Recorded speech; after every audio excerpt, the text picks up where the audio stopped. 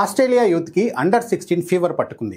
December 10 తలుచుకొని అంతా షేక్ అయిపోతున్నారు. ఎందుకంటే ఆ రోజు నుంచి లక్షలాది మంది సోషల్ మీడియా అకౌంట్లకు ప్రభుత్వం తాళం వేయబోతోంది. 16 ఏళ్లలోపు ఉన్న పిల్లల ఖాతాలను తొలగించబోతున్నారు. సోషల్ మీడియా వ్యసనం నుంచి చిన్నారులను కాపాడేందుకే ఆస్ట్రేలియా ఈ కఠిన నిర్ణయం తీసుకుంది. మరి మన దేశం కూడా అదే బాటలో పయనిస్తుందా?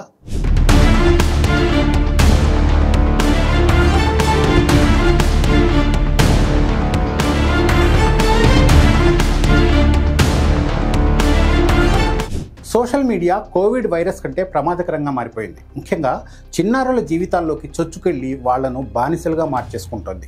ప్రపంచవ్యాప్తంగా అన్ని దేశాల్లోనూ పిల్లలు సోషల్ మీడియా దెబ్బకు పక్కదారి పట్టేస్తున్నారు. దేశ భవిష్యత్తును నిర్మించాల్సిన పిల్లలు సోషల్ మీడియాలో తలదూర్చి జీవితాలను నాశనం చేసుకుంటున్నారు.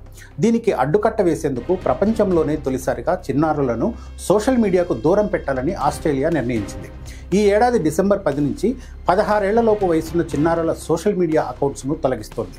ఇప్పటికే ఉన్న ఖాతాలను డీయాక్టివేట్ లేదా తొలగించాలని అన్ని సోషల్ మీడియా కంపెనీలను ఆస్ట్రేలియా ప్రభుత్వం ఆదేశించింది. ఆస్ట్రేలియా ఇంత కఠిన నిర్ణయం తీసుకోవడానికి ముఖ్య కారణాలున్నాయి. ఆస్ట్రేలియాలో 10 నుంచి 15 ఏళ్లలోపు వయసున్న పిల్లల్లో ఏకంగా 96% మంది పిల్లలు సోషల్ మీడియాలో విచ్చలవిడిగా వాడిస్తున్నారు. వీళ్లలో 70% మంది హానికరమైన కంటెంట్కి కూడా ఎక్స్పోజ్ అవుతూ ఉన్నారు. అసభ్యకరమైన దృశ్యాలు, మహిళలపై విద్వేషంతో కూడిన సందేశాలు, మానసికంగా ఉద్రిక్తతలకు దారితీసే ఫైట్ వీడియోలు, తమను తాము చంపుకునేలా ప్రోత్సహించే కంటెంట్, ఇలా శారీరకంగా మానసికంగా చిన్నారుల జీవితాలను చెడు మార్గంలో నడిపించే కంటెంట్ చూడటం ఎక్కువైపోయింది. వీటన్నిటికీ చెక్ పెట్టేందుకే చిన్నారులకు సోషల్ మీడియా యాక్సెస్ లేకుండా చేస్తుంది ఆస్ట్రేలియా ప్రభుత్వం. Facebook, Instagram, Snapchat, threads, TikTok, X, YouTube, Reddit, kick, twitch ఈ 10 సోషల్ మీడియా ప్లాట్ఫామ్స్లో డిసెంబర్ 10 నుంచి 16 ఏళ్లలోపు పిల్లలకు అనుమతి ఉండదు. ఈ బ్యాన్ను 100% అమలు చేసేందుకు ఆస్ట్రేలియా అధికారులు కఠిన నిబంధనలను అమలు చేస్తున్నారు. డిసెంబర్ 10 తర్వాత 16 ఏళ్లలోపు పిల్లల సోషల్ మీడియా ఖాతాలు యాక్టివ్గా ఉంటే పిల్లలకు కానీ తల్లిదండ్రులకు కానీ ఎలాంటి శిక్ష విధించరు. నేరుగా సోషల్ మీడియా కంపెనీలకే ఊహించని స్థాయిలో భారీగా జరిమానా విధిస్తారు. అకౌంట్ హోల్డర్ వయస్సును చట్ట ప్రకారం నిర్ధారించుకున్న తర్వాత మాత్రమే అకౌంట్ ఓపెన్ చేయడానికి అనుమతి ఇవ్వాలి.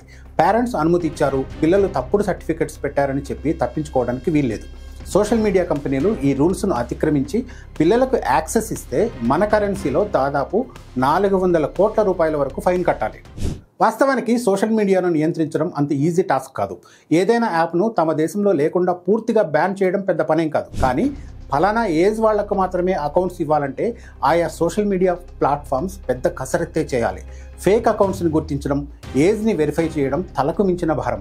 ఇప్పటికే సోషల్ మీడియాకు అడిక్ట్ అయిపోయిన పిల్లలు తప్పుడు సర్టిఫికెట్లతో అకౌంట్లు ఓపెన్ చేసే ప్రమాదం ఉంది. అవి కరెక్టో కాదో వెరిఫై చేసుకోవాల్సిన బాధ్యత సోషల్ మీడియా ప్లాట్ఫామ్స్పై ఉండడంతో అవి ఇరుక్కుపోవడం ఖాయం. ప్రభుత్వ ఆదేశాలను అమలు చేయడంపై అభ్యంతరం వ్యక్తం చేస్తున్న యూట్యూబ్ లాంటి సంస్థలు ఆస్ట్రేలియాలో న్యాయ పోరాటం వైపే మొగ్గు చూపుతున్నాయి. ఇలా నిషేధం విధించడం ద్వారా చిన్నారులు డార్క్ వెబ్తో పాటు ఇతర ప్రమాదకర యాప్స్ను ఉపయోగించే అవకాశం ఉందని ఈ కంపెనీలు వాదిస్తున్నాయి. ప్రస్తుతానికి ఆస్ట్రేలియా మాత్రమే చిన్నారులు సోషల్ మీడియా యాప్స్ వాడకుండా నిషేధం విధించింది. UK, France, Denmark, Norway, Spain కూడా ఆస్ట్రేలియా బాటలో వెళ్లేందుకు ప్రయత్నాలు చేస్తున్నాయి. మన దేశంలో కూడా సోషల్ మీడియా వినియోగం పెరిగిపోయింది. చిన్నారులు ఇప్పటికే తప్పుడు మార్గంలోకి వెళ్లిపోయారన్న ఆందోళన అందరిలోనూ ఉంది. మన దేశంలో కూడా ఆస్ట్రేలియా తరహాలో మైనర్లు సోషల్ మీడియా వాడకుండా నిషేధం విధిస్తే ఎలా ఉంటుంది? ఒకవేళ అదే జరిగితే దాని ప్రభావం ఎలా ఉంటుందో మీ అభిప్రాయాన్ని కామెంట్ చేయండి. Thank you.